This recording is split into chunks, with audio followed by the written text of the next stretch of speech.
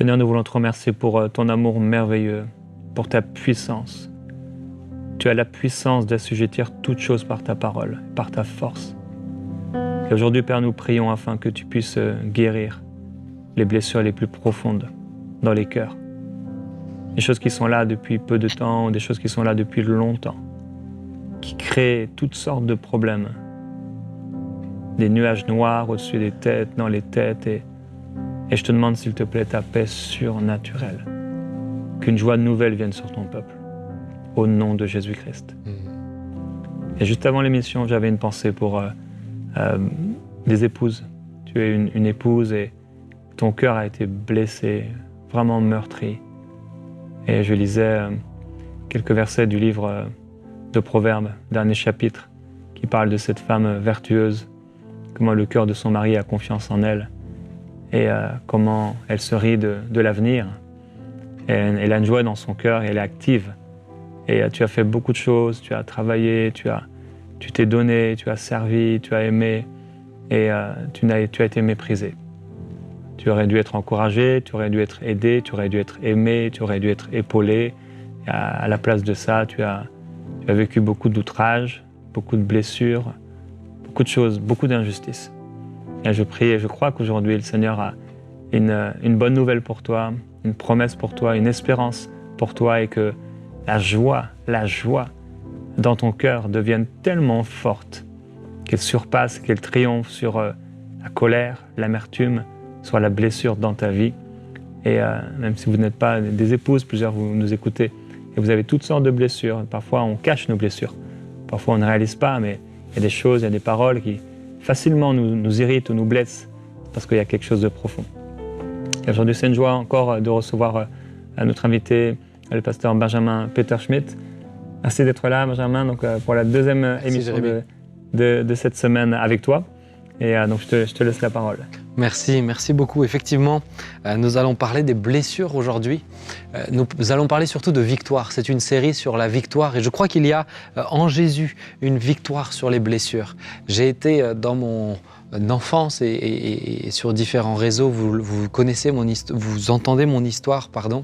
Mais j'ai été aussi dans la blessure et je crois que nous pourrons vite être piégés dans la blessure. Si nous ne la traitons pas, nous pourrons vite être piégés. Et des fois, malheureusement, nous voulons aller trop vite. J'aimerais qu'on puisse s'arrêter quelques instants sur une histoire de la Bible. Un homme blessé.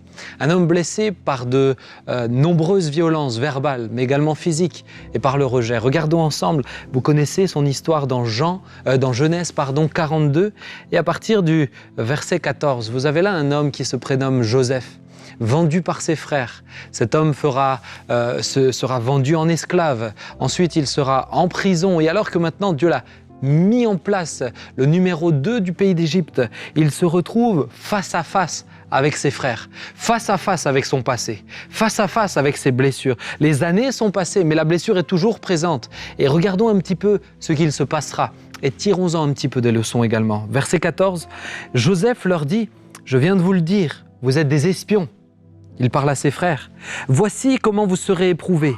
Par la vie de Pharaon, vous ne sortirez point d'ici que votre jeune frère ne soit venu.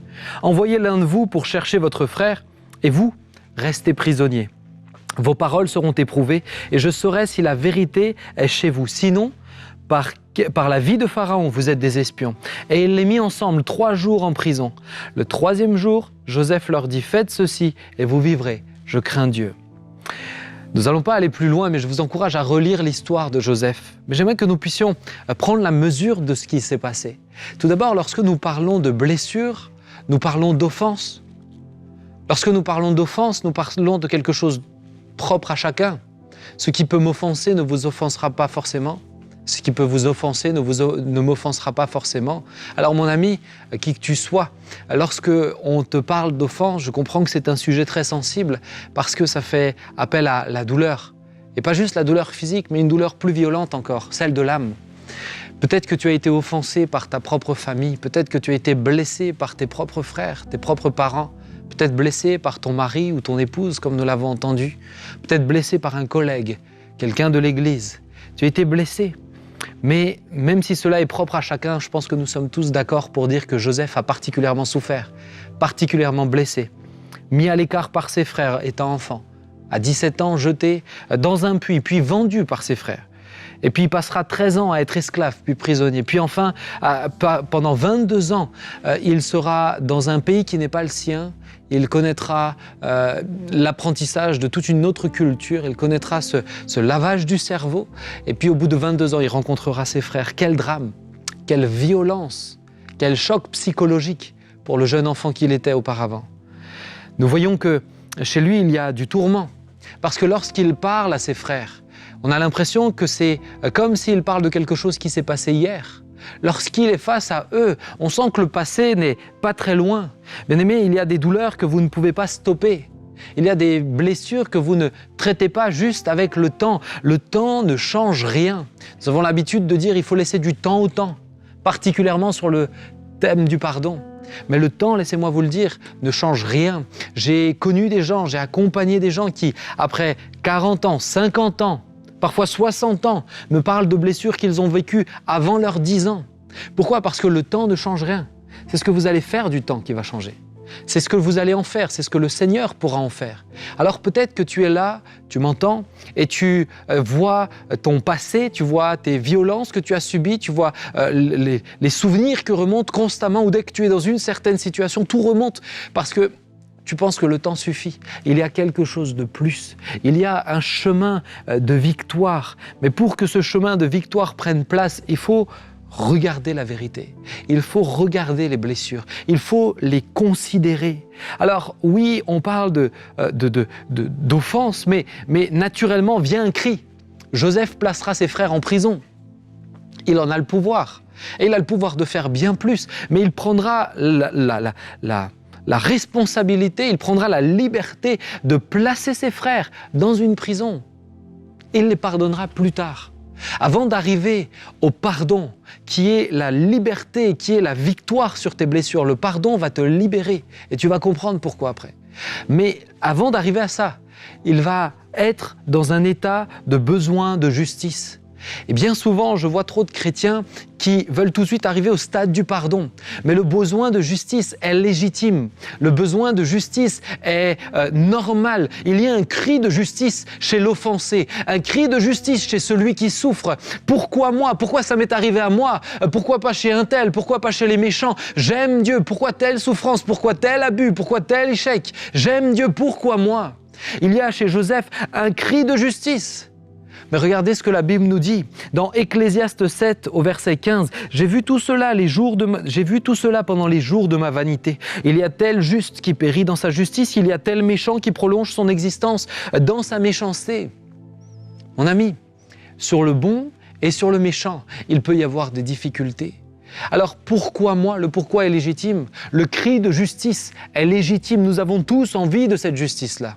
Jésus lui-même a envie de cette justice-là. Mais il va falloir passer au-delà. Il va falloir passer au-dessus. Pourquoi ? Parce que la justice humaine est souvent et quasiment systématiquement malmenée. La justice humaine amène à un état de vengeance. La justice humaine amène à un état de violence intérieure. Je ne parle pas là des lois et des règles. Il y a des délits, des choses qui méritent d'aller devant la justice des hommes également. Ce n'est pas parce que vous êtes chrétien que vous n'avez pas le droit d'aller dans ces choses-là. Par moments, elles sont nécessaires. Mais il y a certaines offenses qui ne sont pas là d'ordre de délit. Il y a des mots violents, des mots blessants. Ce n'est pas d'ordre d'un délit. Et on a envie de faire justice. Mais souvent, quand on parle de justice humaine, on parle de vengeance. Et la vengeance est un poison qui entraîne toujours l'amertume. L'amertume et la vengeance vont te détruire. Ils vont t'emprisonner dans tes souvenirs, dans ton passé, dans ta blessure. Et alors que tu voudras t'élever, tu voudras élever ton regard, tu ne pourras que regarder à ta blessure parce que la vengeance est là, cet esprit est là, cette amertume est là. Et tu n'arriveras pas à en sortir. Le seul moyen d'en sortir est le pardon. Si tu ne veux pas tomber dans le piège de l'ennemi, de t'enfermer dans ton amertume, de t'enfermer dans ce besoin de justice humaine, il faut accepter de dire « Seigneur, ce n'est pas entre mes mains. À moi la justice, à moi la rétribution, dira le Seigneur. C'est Dieu qui prendra soin de toi. » Mais avant d'arriver à l'étape du pardon, il faut accepter d'arriver à l'étape de faire face à ses émotions. Il y a d'abord ce cri de justice. Seigneur, je veux, ce n'est pas juste, je ne comprends pas, il faut que tu fasses justice. Il faut même des fois que moi je fasse justice, que je tire vengeance. Mais il faut aussi faire face à ses émotions. Alors qu'ils sont 3 jours en prison, Joseph est seul. Son passé est en prison. Quelques dizaines, cinquantaines de mètres, en tout cas dans le même pays que lui. Son passé, ses frères, est en prison. Et il est là, couché dans son lit. Et il pense à tout ce qui s'est fait. Il revoit ses frères encore, le jeter dans le puits. Il revoit ses frères encore le malmener. Il revoit ses frères encore recevoir de l'argent et le confier à des vendeurs d'esclaves. Il revoit ses frères encore l'insulter, le mépriser. Il faut faire face à tes émotions. Il faut accepter de dire j'ai eu mal. J'ai eu mal. Tu ne peux pas guérir si tu ne reconnais pas que tu n'as pas été blessé. Et vous savez, on peut facilement ressasser le passé sans même admettre que nous avons eu mal. C'est très bizarre, c'est très particulier, mais le psyché humain est d'une grande complexité, d'une grande richesse. Mais j'ai vu des gens être piégés, j'ai vu des gens être enfermés dans leur passé sans même reconnaître qu'ils sont en souffrance. Puisque si tu es en souffrance, il faut reconnaître que tu as besoin de soins, que tu as besoin d'aide, que tu as besoin d'être peut-être écouté, que tu as besoin probablement de parler, d'exprimer la souffrance. Les émotions sont là pour être exprimées. Elles ne doivent jamais te diriger, mais elles sont comme un dialogue de ton âme et de ton psyché. Les émotions sont un dialogue qu'il faut être capable d'écouter. Et si tu les écoutes, elles seront pour toi comme une aide pour te décrypter. Mais si tu ne les écoutes pas, elles souffriront et malheureusement tout ton être sera tourmenté constamment, jour après jour, année après année. Les émotions sont là. Joseph fera face à ses émotions. Mais il arrivera à un moment donné, 3 jours plus tard. Étrange le parallèle. 3 jours. Il faudra 3 jours à Joseph pour sortir de la prison du passé dans la vie nouvelle. Il faudra 3 jours à Jésus pour ressusciter d'entre les morts. Eh bien, j'aimerais te dire qu'il y a un processus dans les étapes du pardon. D'abord, accepter, il y a ce pourquoi, ce cri de vengeance, puis accepter de faire face à ses émotions, ses souffrances, puis enfin, pardonner. Pardonner. Le pardon est une décision. Joseph va pardonner, il va les faire sortir. Et la raison de son pardon, et il le dit clairement, il dit, vous allez retourner vers votre Père. Je crains Dieu. La crainte de ton Dieu te permettra de pardonner. Regardez ce qu'il nous est dit dans Matthieu 6 au verset 14 à 15. « Si vous pardonnez aux hommes leurs offenses, votre Père céleste vous pardonnera aussi. Mais si vous ne pardonnez pas aux hommes, votre Père ne vous pardonnera pas non plus vos offenses. » Mon ami, je crois que tu as en toi la capacité de pardonner. Elle n'est pas de toi, mais elle est en toi, par Jésus. Le Saint-Esprit peut te rendre capable de pardonner. Pourquoi ? Parce qu'il te dit que tu dois pardonner. Je ne te dis pas que tu dois immédiatement pardonner. Il y a des accompagnements que je fais face à certaines violences, des abus sexuels, des choses violentes. Je ne parle pas tout de suite du pardon. Je laisse d'abord la douleur ressortir. Et une fois qu'elle est vue, une fois qu'elle est regardée, alors je prends la décision de pardonner. C'est ce par quoi moi-même j'ai dû passer et le chemin par lequel je dois encore passer lorsque les offenses sont là. Et elles continueront parce que la vie n'est pas un long fleuve tranquille. Mais tu peux prendre cette décision. Je choisis de pardonner. Je prends la décision. Le pardon n'est pas la guérison. Trop souvent, nous confondons pardon et guérison. Pardonner, c'est une décision. Guérir, c'est un résultat. Autrement dit, tu n'as plus mal, tu ne souffres plus dans tes pensées, tu ne souffres plus de ton passé une fois que tu es guéri. Mais tu ne peux pas guérir tant que tu ne pardonnes pas. Tu aimerais la guérison, mais tu te refuses à pardonner. Tu aimerais ne plus avoir mal, tu aimerais ne plus être conditionné par ces violences que tu as subies étant enfant, mais tu ne peux pas parce que tu te refuses de pardonner. Le pardon est le déclencheur de la guérison. Le pardon est la décision qui te permettra de déclencher, d'amener à la guérison. Et j'ai l'habitude de dire très régulièrement, pardonne jusqu'à ce que tu sois guéri. Le pardon n'est pas juste l'affaire d'une décision. Selon le degré d'offense, tu vas avoir parfois tes pensées qui vont revenir, tu vas parfois être accablé, mais tu vas devoir prendre la décision de dire non, je ne considère plus cette personne en fonction de ce qu'elle m'a fait, je choisis de la pardonner. Il faut que tu prennes cette décision autant de fois qu'il sera nécessaire jusqu'à ce que tu seras guéri. Mais je te le garantis, tu seras guéri. Tu peux être guéri de ton passé, tu peux être guéri de tes blessures. En Jésus, la victoire sur tes blessures est là, car tu as la capacité de pardonner. Jésus t'a beaucoup pardonné, alors il te rend toi aussi capable de pardonner. Qui que tu sois, jeune ou ancien, femme ou homme, qui que tu sois, chrétien ou non chrétien, tu peux demander à Dieu, aide-moi à pardonner, je voudrais. Je n'arrive pas en moi-même, je n'ai pas l'élan en moi-même. Viens me donner, viens m'aider. Jésus va le faire parce que le pardon te libère. Si tu essayes de gérer l'offense par tes propres forces, tu tomberas dans l'amertume et la vengeance. Si tu acceptes de couvrir l'offense et de laisser juste du temps, tu finiras tourmenté, tu finiras accablé et tu n'arriveras jamais à surpasser ton passé. Ton passé est fait pour rester derrière toi. De temps en temps, comme un rétroviseur, tu jettes quelques coups d'œil pour savoir comment t'orienter. Mais ton passé ne doit jamais te déterminer. En Jésus, tu n'es pas obligé d'être déterminé par ton passé. Je veux t'inviter à cela. Toi qui souffres, toi qui as vécu des violences, j'ai vécu beaucoup de rejets, j'ai vécu beaucoup de moqueries. J'ai choisi de pardonner. Ça m'a libéré. Ça m'a permis de me découvrir tel que je suis. Ça m'a permis de comprendre à quel point Dieu me fait grâce, à quel point Dieu est fidèle, à quel point Dieu est reconnaissant, à quel point je suis reconnaissant envers Dieu de tout ce qu'il m'a déjà donné. J'ai choisi de pardonner. Vas-tu pardonner? Ou vas-tu rester attaché? Tu es là et tu te tiens à ton offense parce que c'est presque comme si tu n'existes plus qu'au travers d'elle. Lâche-le. Ça fait peur. Parce que pour certains, c'est tout ce que tu as connu. Lâche-le. Quelque chose de beaucoup plus beau va se présenter devant toi. Choisis de pardonner. Ah non, mais pardonner, c'est pour les faibles. Au contraire. Pardonner, c'est pour les forts. La nature te poussera à te venger. Il faut être fort pour être capable de pardonner quelqu'un qui t'a fait mal. Il faut être fort pour être capable de dire « Il y a une injustice, mais elle n'est pas entre mes mains. » Il faut être fort. Et Jésus veut t'aider à cela. Que le Seigneur te bénisse.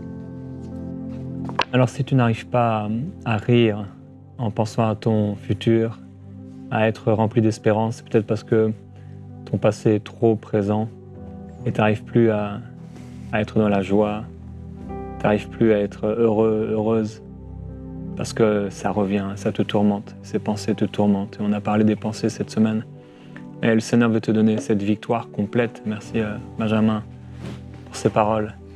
Et je crois que Dieu veut prendre ces paroles et les planter dans le cœur de plusieurs et aussi que vous puissiez passer par un acte d'obéissance en réponse à la parole de Dieu. Et Père, je vous prie, et d'abord merci pour cette parole. Merci pour les cœurs qui écoutent et il y a plusieurs personnes qui écoutent vraiment avec foi. Plusieurs qui connaissent Benjamin et qui savent que tu es passé plusieurs fois à travers lui pour parler dans leur vie. Et d'autres, Seigneur, qui entendent cette parole et la foi a été suscitée. L'espérance est présente. Ils croient en toi, ils te font confiance. Et je prie, Père Céleste, qu'ils entrent dans cette démarche pour arriver à un plein pardon et une pleine guérison, une entière guérison. Tu es le Dieu qui guérit, tu es le Dieu qui libère. Seigneur, tu nous as donné une espérance glorieuse. Tu reviens nous chercher, tu nous as préparé une place. La nouvelle Jérusalem va descendre. Ça va être extraordinaire, ça va être glorieux. Oui, tu nous as préparé une maison. Tout sera parfait, il n'y aura plus ni larmes, ni cris, ni deuil, parce que les premières choses auront disparu. Mais aujourd'hui déjà, tu veux planter dans le cœur de plusieurs, comme cette nouvelle Jérusalem, cette vie nouvelle, cette joie nouvelle. Seigneur, merci. Je prie pour ceux qui ont laissé sur le chemin de leur vie la joie, qui ont laissé les plans de Dieu, qui ont laissé tes projets. Je m'entends aujourd'hui et tu as laissé sur ce chemin, peut-être on t'a volé ces promesses, on t'a volé et tu as l'impression d'avoir été volé de cette joie et du plan de Dieu dans ta vie, comme si l'homme pouvait a pu t'écarter de ce chemin par la grâce du Seigneur. Si tu crois, oui, tu verras la gloire de Dieu. Il est capable de te planter là. Il faut que tu viennes près du courant d'eau, que tu boives. Oui, Jésus. C'est en Jésus-Christ que t'es donné la capacité de pardonner, de faire le bien. C'est en Jésus-Christ et c'est Jésus-Christ, ta justice. C'est lui ton réconfort et c'est lui ton appui.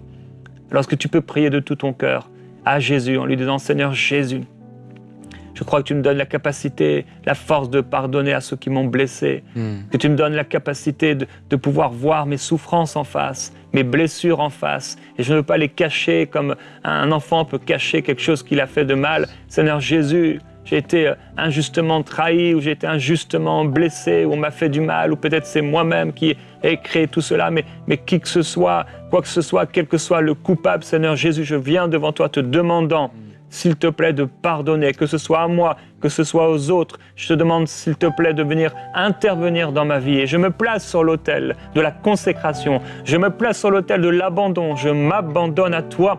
Seigneur, c'est toi le potier. Fais de ma vie ce que tu veux. Oui, Jésus. Je m'offre à toi. Oui. Oui, Seigneur, oui. Permets-nous de réaliser tout ce que tu nous as pardonné, afin de pardonner en retour. Permets-nous, Seigneur, d'avoir les yeux ouverts, Seigneur, clair sur ce que toi tu as tant fait pour nous, afin de nous décentrer un peu de notre souffrance et considérer ce que tu as pardonné toi aussi. Seigneur, aide-nous à réaliser l'œuvre de la croix, afin de pouvoir pardonner nous également. Joseph, au travers de ce pardon, accordera et permettra la pleine et entière réalisation de la promesse. Il sera là pour prendre soin des siens, sera envoyé pour prendre soin des siens. Sans le pardon, jamais cela n'aurait pu aboutir. Mais il a pris cette décision. Pardon et cette richesse que tu accordes. Seigneur, donne à chacun qui le désire sincèrement de vraiment pouvoir pardonner, de prendre cette décision, qu'il ne se trompe pas, qu'il n'attende pas une émotion, qu'il comprenne que le pardon, il est possible maintenant, en ce moment même, alors qu'ils entendent notre prière, alors qu'ils entendent ce message, qu'ils puissent comprendre, Seigneur, je prends cette décision. Et lorsque la souffrance essayera de ressurgir à nouveau, eh bien qu'ils puissent continuer à pardonner encore et encore, jusqu'à ce que la blessure soit refermée. Fais-leur grâce. Comme l'a dit Jérémie, donne-leur la foi. Il faut de la foi pour cela. Il faut de la foi pour oser pardonner. Alors que il faut la foi pour oser remettre la justice à un Dieu que nous ne voyons pas. Mais nous croyons que tu fais justice. Nous te remercions Jésus-Christ, nous te rendons la gloire. Bénis nos bien-aimés, accompagne-les et que Seigneur, les blessures puissent se refermer.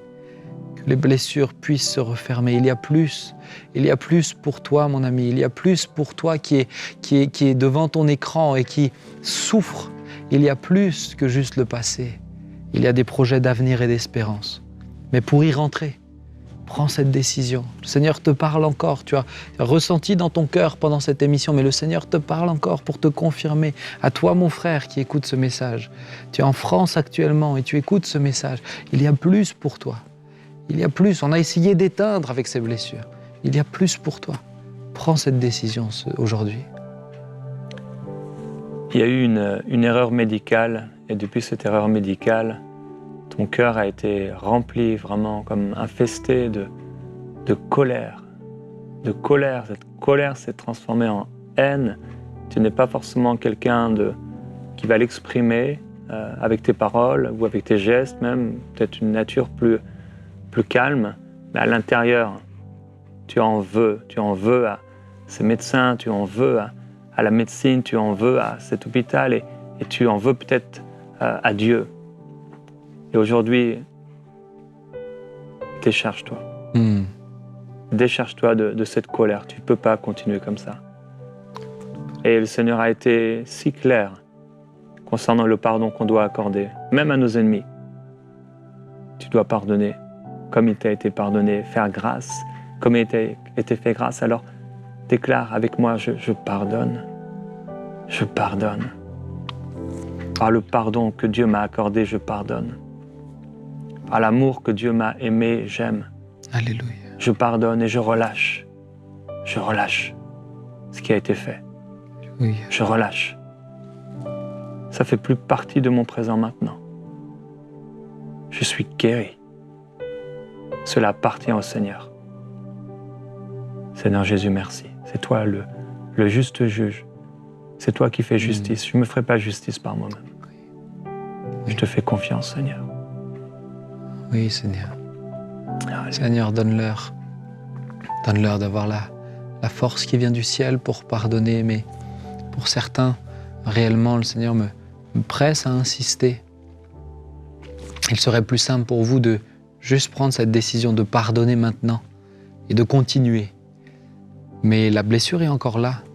Ne passez pas trop vite à l'étape du pardon si la violence de la blessure a été très forte. Il y en a plusieurs, vous avez subi des abus. Il faut que vous parliez. Pas juste à Dieu. Il faut déverser les émotions.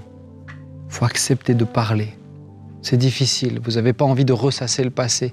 Mais il y a par moments, il faut par moments que toute la saleté sorte de la blessure pour pouvoir ensuite être soigné. Faites ce pas-là.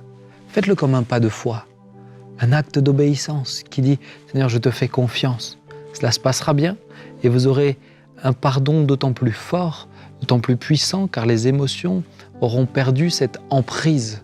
C'est comme si vous êtes tenu dans l'émotionnel. Vous n'arrivez pas à en sortir. Ces émotions vont perdre leur emprise dès le moment où vous les laissez s'exprimer. Tant qu'elles sont tapies, tant qu'elles grondent sous la surface, elles prennent beaucoup de place. Mais dès que vous les laissez sortir, eh bien vous allez voir qu'au travers de vos larmes, au travers des mots, eh bien vous arriverez à accorder un pardon d'autant plus puissant, parce que Jésus va vous accompagner. Il y a des erreurs des hommes aussi qui doivent être pardonnés. Des gens ont fait des erreurs qu'ils n'ont pas voulu. Il y a eu des accidents de voiture, il y a eu des erreurs faites par des hommes, des décisions qui ont engendré dans votre vie des problèmes. Et là aussi, faire le choix du pardon, faire le choix de la miséricorde et faire le choix d'obéir au Seigneur. Des erreurs. Il y a cette expression de l'erreur qui est humaine et on a tous commis des erreurs. On a tous commis des fautes et on aurait dû être envoyés en enfer. Mais le Seigneur Jésus-Christ est mort à notre place, en prenant notre place. Et si aujourd'hui tu écoutes cette émission et tu as souffert depuis trop longtemps, de blessures, nombreuses blessures, Jésus-Christ n'habite pas encore dans ton cœur et tu voudrais recevoir le pardon de tes péchés. Tu ne veux pas aller en enfer, mais tu veux vivre avec Dieu parce que tu sais depuis longtemps et depuis ton enfance, tu as entendu parler de Dieu, tu te dis peut-être même chrétien parce que tu crois en lui, mais Jésus-Christ n'est pas encore entré dans ton cœur. Alors je veux te faire cet encouragement de lui demander sincèrement et profondément pardon pour tes péchés. Profondément pardon d'avoir cru que tu pouvais te sauver par toi-même, par tes œuvres personnelles. Il est le seul capable de te sauver, le seul capable de te libérer, le seul qui est mort sur la croix à ta place. Alors aujourd'hui, reçois le pardon de tes péchés. Viens à Jésus-Christ tel que tu es et prends la décision personnelle de vivre à 100% pour lui à partir d'aujourd'hui, à accomplir sa volonté et à faire tout ce qui lui est agréable. Réponds à cette alliance que Dieu te propose. Et si tu fais cette prière, je veux t'encourager à aller sur l'adresse qui s'affiche pour aller plus loin avec le Seigneur Jésus. Que Dieu vous bénisse. On va se retrouver avec toi, Benjamin, dans Prière Inspirée.